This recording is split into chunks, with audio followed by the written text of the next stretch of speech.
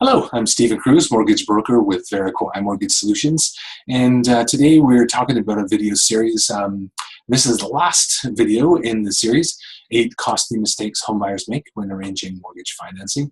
And so we've already talked about getting involved in the pre-approval process as early as possible and the benefits of that. Interviewing more than one lender. Second, if you don't understand penalties, understanding penalties is really important. Third mistake or fourth mistake, budgeting for your closing costs, being aware of those and budgeting for those. The fifth mistake is setting up new debt between the time you get approved and your possession date. And I highly urge you not to do that. Talked a little bit about changing jobs between the approval date and the possession date, and again, not a good idea. And then talked a little about interest rates and the differences and some of the nuances related to interest rates. And today, I want to focus on just finding the nicest house. And I meet many clients who talk about and get pre-approved for the maximum, and then they go out shopping and they're looking in this price range, and everyone else looking in this price range. All of you are looking for a house that's the nicest house. And sometimes in a slow market, you get people competing on the same house, and it pushes the price up.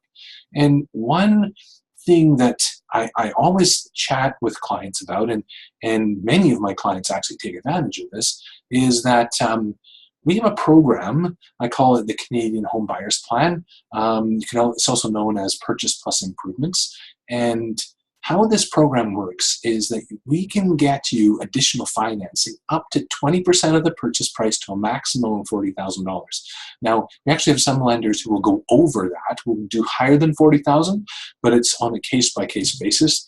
But let's just say, just in general, if you're looking in the let's say $400,000 price range, and there's a whole bunch of homes in that price range, and you find some that are really nice, they're probably at the peak of their price.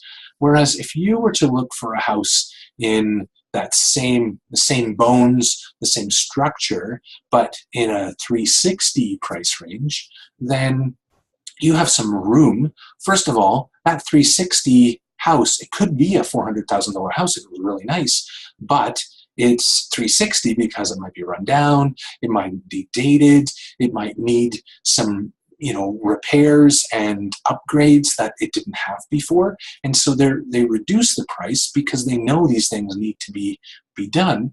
And when you find a house like that, not only is it reduced, they kind of know why the house is the way it is, and so you might be able to negotiate a better price. So you might find a house in the 360 range, but be able to negotiate down to maybe 350, or find a house in 370, negotiate down to 360 or 350 even.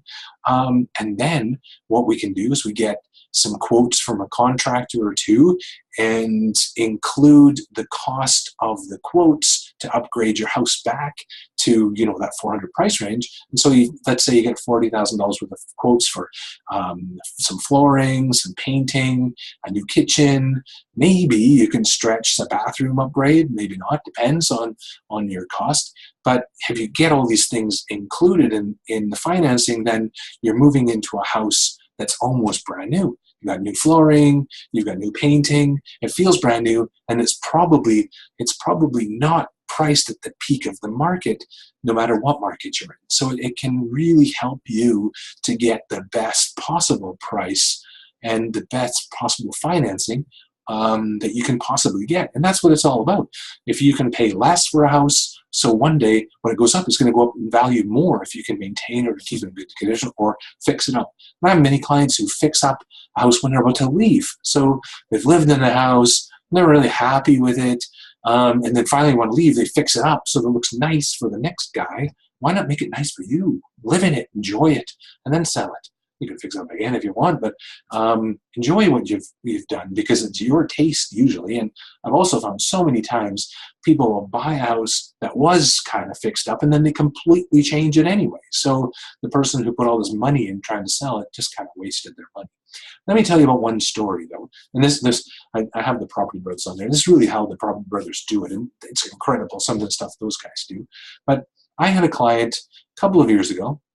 and they were in the 350 price range. So really their max purchase price was 350. They did not want to go higher than that, and they found a house that that was in like a 330, 320, something like that. So it was well inside their price range, and we had talked about doing some purchase with improvements. Now this house was not original, but it wasn't in perfect condition. So they said, you know what, we can afford a little bit more. So let's do $20,000 worth of upgrades.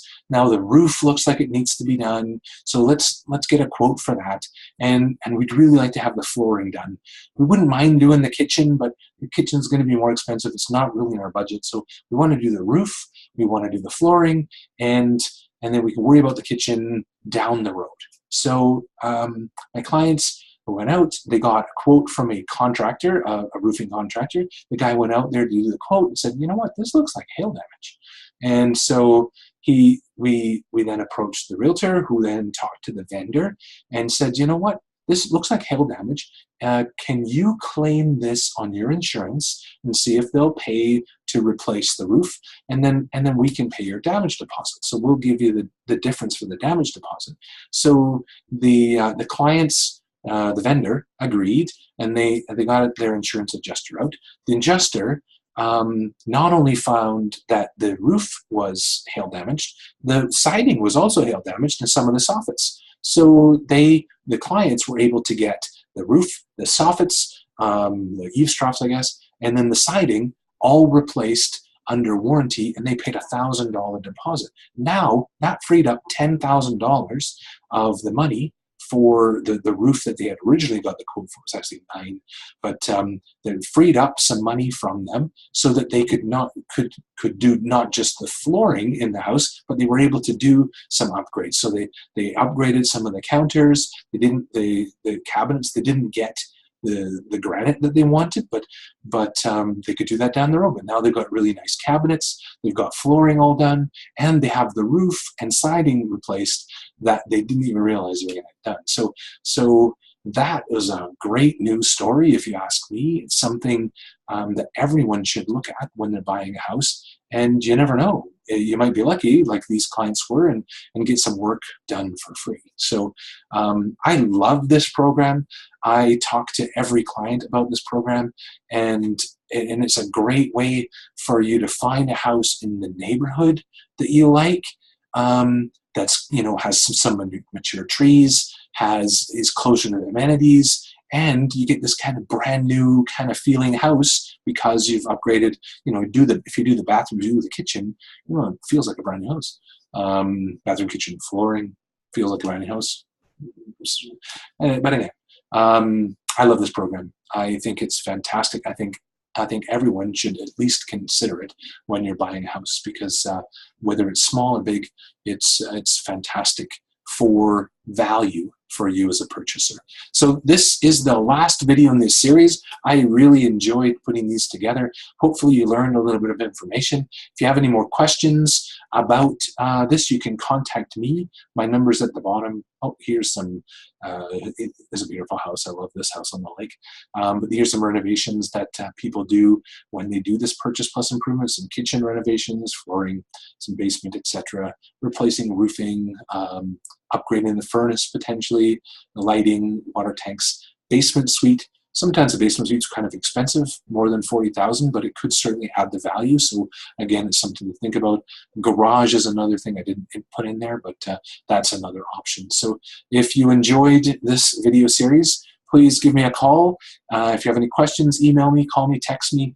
I'm happy to answer your calls. And until the next time, you have a fantastic day. I'm Stephen Cruz, mortgage broker with Verico iMortgage Solutions. Thank you so much, and have a great day.